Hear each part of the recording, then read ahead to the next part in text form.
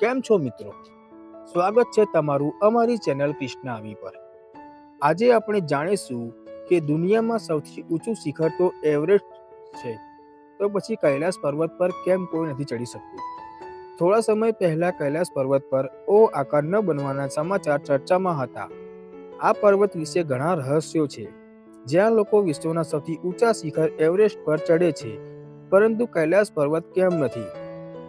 આ એક એવો પ્રશ્ન છે જે સદીઓથી લોકોના મનમાં ઉઠી રહ્યો છે. બંને પર્વતો પોતપોતાની વિશેષતાઓ માટે જાણીતા છે. માઉન્ટ એવરેસ્ટ પર ચડવું એ એક પડકારજનક કાર્ય માનવામાં આવે છે. એવું કહેવાય છે કે કૈલાસ માનસરોવર પર આજ સુધી કોઈ ચડી શક્યું નથી. માઉન્ટ એવરેસ્ટ અને કૈલાસ પર્વતની ઊંચાઈ કેટલી છે?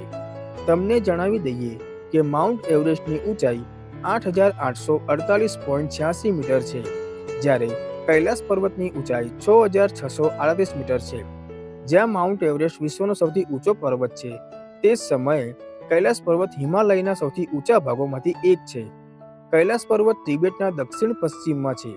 તે માનસરોવર અને રક્ષાસ્થળ સરોવર પાસે છે. તો પછી પર્વતારોહક માટે કૈલાસ પર્વત પર ચઢવું સૌથી મુશ્કેલ કેમ છે?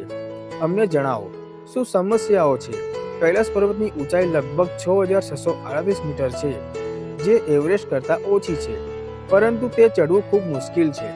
તેની ભૌગોલિક સંરચના, આબોહવા અને અત્યંત ઊંચાઈને કારણે તે પર્વતારોહકો માટે એક મોટો પડકાર બની જાય છે.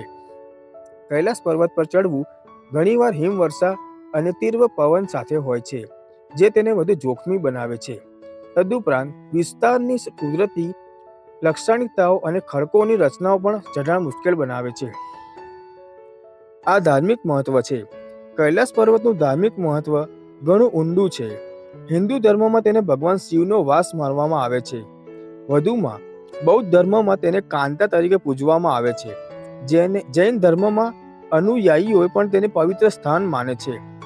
તેની આસપાસની યાત્રા, જેને કૈલાસ પરિક્રમા કહેવાય છે, તે માત્ર ભક્તિનો એક ભાગ નથી, પણ આત્માની શુદ્ધિનું સાધન પણ છે.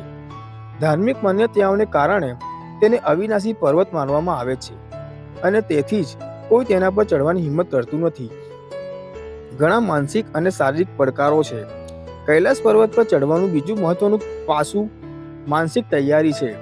પર્વતારોહણ એ માત્ર શારીરિક શક્તિની કસોટી નથી, પરંતુ તે માનસિક શક્તિનો પણ એક વિશેષ ભાગ છે.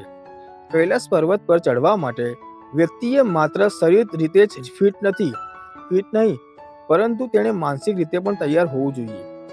ધાર્મિક માન્યતાઓને કારણે અહીંની યાત્રા સાથે આધ્યાત્મિક પાસું પણ જોડાયેલું છે, જે વ્યક્તિને માનસિક રીતે અસર કરી શકે છે. જાણો વૈજ્ઞાનિક કારણ. ઘણા લોકોએ કૈલાસ ચડવાની કોશિશ કરી છે, પરંતુ કોઈ તેમના પ્રયાસમાં સફળ નથી થયું. કૈલાસ પર્વતને બ્રહ્માંડ અને પૃથ્વી વચ્ચેનું કેન્દ્ર માનવામાં આવે છે. કૈલાસ પર્વતનું વાતાવરણ એવરેસ્ટના પર્યાવરણ કરતાં વધુ મુશ્કેલ માનવામાં આવે છે.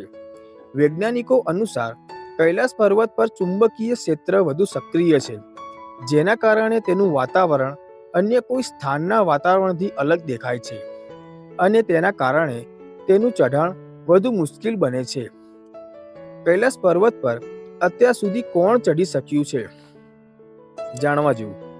એવું કહેવાય છે કે 11મી સદીમાં તિબેટીયન બૌદ્ધ યોગી મિલારેપા ન માત્ર કૈલાસ પર્વત પર ચઢવામાં સફળ થયા, પરંતુ તે આવું કરનાર વિશ્વના એકમાત્ર વ્યક્તિ પણ બન્યા, જે કૈલાસ પર્વત પર ચઢીને જીવતા પરત ફર્યા હતા. જો કે સમયાંતરે ઘણા લોકોએ કૈલાસ પર્વત પર ચઢવાનો પ્રયાસ કર્યો, પરંતુ કોઈ સફળ ન થઈ શક્યું. આભાર તમારો મિત્રો વિડીયો જોવા માટે. વિડીયો સારો લાગ્યો હોય તો લાઈક કરજો, કમેન્ટ કરજો, અને અમારી ચેનલ કૃષ્ણ આવીને સબસ્ક્રાઇબ જરૂર કરજો. રોજ સાંજે 5 વાગે તમને નવા વિડીયો જોવા મળશે, એટલે બેલ આઇકન ઓન કરી લેજો મિત્રો. હું તમને મળું બીજા નવા વિડીયોમાં. ત્યાં સુધી આવજો.